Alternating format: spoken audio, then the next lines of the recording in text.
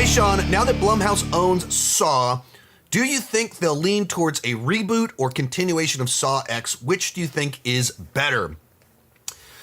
Man, that's a tough one to answer because I don't feel like I have a great insight as to what they're thinking, what direction they're leaning, or anything like that.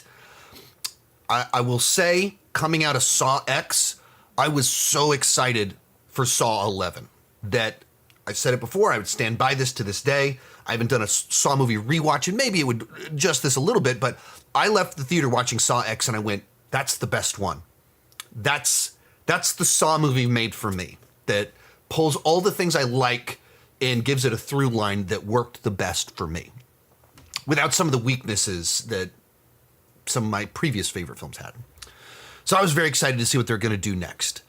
And then clearly they couldn't decide what they were going to do next. That back in the day, they were cranking out a Saw movie every year, and this time just creative differences. And there's a couple quotes out there from some of the people of like, yeah, I don't know what happened. We were working in it. I just don't know.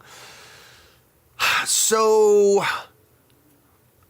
what do I think they will do? Like, Tobin Bell is in his 80s. If you could strike while the iron was hot, coming out of Saw X, and you continue on that, there's probably something there you could have done with Tobin Bell for a couple more movies. But that was already 2 years ago.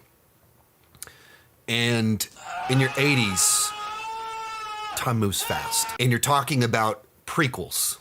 What he's supposed to look like, what he looked like 20 years ago. And already it strains so much credibility, but I think it gets really hard to continue what they were doing before. And that applies to everyone else. Well, what if they did with this character? What if we followed this character? All of them are 20 years older.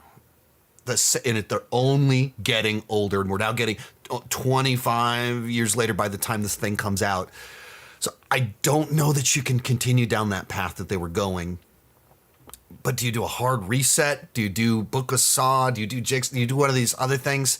I think that's what's so frustrating is they finally found the one that people went, yes, that's it. The Jigsaw divisive, Book of Saw divisive, and then Saw X people went, yes! And they couldn't agree where to go next. So I don't know, like I hadn't even thought about the idea that they might reboot it, that you just kind of start over.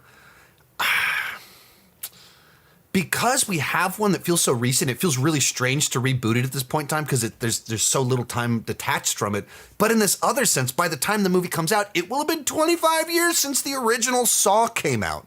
25 years is a long time. And if you redid Saw with all the lessons learned all along the way, that, you know, Saw is, I've said this before, I feel like Saw is a franchise that I like the idea of it more than really any individual film for the most part. Maybe besides Saw X, because it's like this intricate maze of mythology and overlapping timelines of events and movies and stuff like that. But they were making that crap up as they went along, and so some of the pieces don't fit great, and there's violation of the rules and things like, and they killed Jigsaw off too early, and you don't get to see him enough in his prime. That's why I liked Saw X so much. Maybe there is something to rebooting it, but how do you replace Tobin Bell?